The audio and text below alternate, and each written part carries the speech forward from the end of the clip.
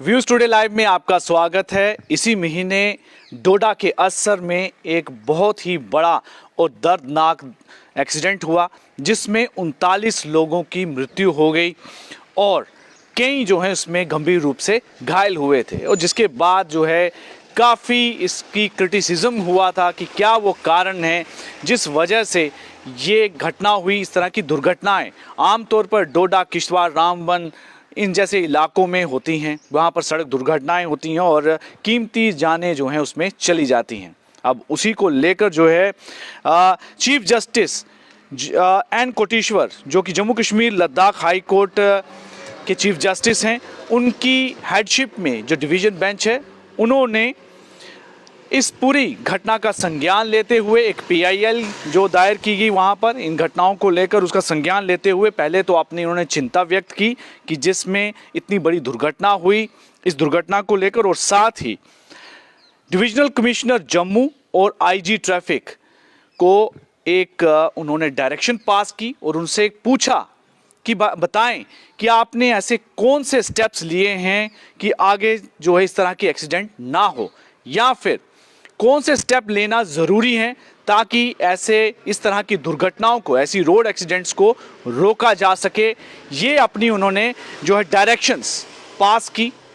और इन बात को लेकर जो है डिविजनल कमिश्नर और IG ट्रैफिक को उन्होंने कहा कि आप इसको लेकर रिपोर्ट सबमिट करेंगे। एक PIL को ये डिवीजन बेंच सुन रहा था जिसमें chief justice N Koteshwar Singh भी थे। ये जो PIL थी ये advocate, senior advocate Sheikh Shakeel Ahmed, Syed Asim Hashmi, Zulkar Nain, Rahul Raina, Adnan Mushtaq जो कि इन्होंने वहाँ पे दायर की थी, उसको लेकर उन्होंने बात की कि किस तरह से जो है अनसेफ रोड कंडीशन है मुगल रोड पर, नेशनल हाईवेज पर, और पर्टिकुलरली डोडा, रामबन, किश्तवाड़, बटोत इन जैसे सभी इलाकों की जो रोड की हालत है जिस वजह से इस तरह की दुर्घटनाएं होती हैं, रोड एक्सीडेंट्स होते हैं और कई जानें इसमें चली जाती हैं। हर महीने कोई ना कोई इस तरह की खबर होती है और एक महीने में भी कई खबरें इस तरह की सुनने को मिलती हैं कि अलग अलग जगहों पर इस तरह के एक्सीडेंट होते हैं। और असर का ये जो एक्सीडेंट था बहुत ही दर्दनाक और बहुत बड़ा एक्सीडेंट था। कई सालों के में जो है इस तरह का एक्सीडेंट देखा गया जिसमें 39 कीमती जानें चली गईं। अब इन पर जब सुनवाई हो रही थी तो डिवीजन बेंच ने भी इसका कड़ा संज्ञान लिया और जानना चाहा कि हर बार जो है एडमिनिस्ट्रेशन ऐसे कौन से स्टेप लेती है ताकि ऐसी रोड दुर्घटनाओं को रोका जा सके। और हाईलाइट किया गया इस पूरे मामले में कि आमतौर पर जो है यहाँ पर इन इलाकों में एक्सीडेंट्स देखे जाते हैं, कीमती जानें चली जाती हैं, जबकि इस तरह के एक्सीडेंट को रोका जा सकता है। ये डिवीजन बेंच ने कहा अगर एप्रोप्रिएट प्रिवेंटिव मेजर इसमें लिए जाएं, यानी कि ज़रूरी अगर इसमें स्टेप्स लिए जाएं, उपाय किए जाएं, तो ऐसे एक्सीडेंट्स को रोका जा सकता है। इसको लेकर जो है डिवीजन बेंच ने भी कहा। डिवीजन बेंच ने जब इस PIL पर अपनी सुनवाई कर रही थी तो डिवीजन बेंच ने जो पेटिशनर थे PIL को लेकर उनको भी रिक्वेस्ट की, प्रार्थना की कि आप भी जो है अपनी सजेशन दें, सुझाव दें कि ऐसे कौन से तरीके हैं जिनके द्वारा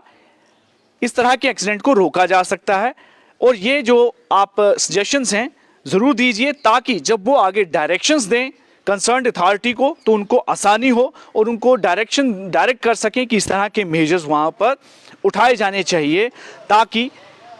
ऐसे एक्सीडेंट और दुर्घटनाएं ना हो। और ये बड़ी ज़रूरी चीज़ें थी कि जिस तरह से देखा गया कि सेफ्टी को लेकर काफ़ी कंप्रोमाइज़ किया जाता है, सड़कों की हालत ख़राब है, उस पर काफ़ी इन्होंने कंसर्न जताया और प्राइमरी ड्यूटी बताई कंसर्न्ड अथॉरिटी की, चाहे वो ट्रैफिक डिपार्टमेंट हो, एडमिनिस्ट्रेशंस हो, कि यहाँ पर रोड्स के सुधार होने चाहिए इस तरह के एक्सीडेंट्स को रोकने के लिए। डिवीजन बेंच ने फिर डायरेक्ट किया IG को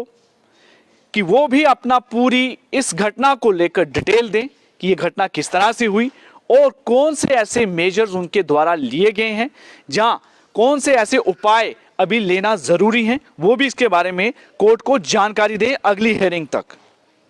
और डिविजनल कमिश्नर को भी उन्होंने कहा कि वो भी अपनी रिपोर्ट अपने लेवल पर सबमिट करें इन नेशनल हाईवेज़ को लेकर वहाँ पर किस तरह के हालात हैं रोड के और कौन सी इसमें चीज़ें जो है ऐड की जा सकती हैं इसकी बेहतरी के लिए, ताकि एक्सीडेंट्स को रोका जा सके। ये जो है हिदायत हाई कोर्ट की तरफ से डिविजनल कमिश्नर जम्मू और आईजी ट्रैफिक को गई। उन्होंने भी एक पीआईएल का जो है संज्ञान लिया। आमतौर पर देखा गया है कि जम्मू रीजन में हिली एरिया जो हैं वहाँ पर आए दिन एक्सीडेंट्स होते हैं, लोगों की जानें जाती हैं, कीमती जानें इसमें चली जाती हैं और कारणों के बारे में के लिए कमेटी बिठाई जाती है, लेकिन उन कमेटी में क्या निकलता है, क्या उस कमेटी में जो रिकमेंडेशंस निकलती हैं, जो कारण निकलते हैं, क्या उस पर भी कोई काम होता है? इनके लिए साफ तौर पर हिदायत दी गई, बताया जाए इन सब के लिए कि क्या वो काम किए गए हैं या क्या काम किए जाने अभी बाकी हैं, ताकि आने वाले समय में इस तरह के एक्सीडेंट ना हो।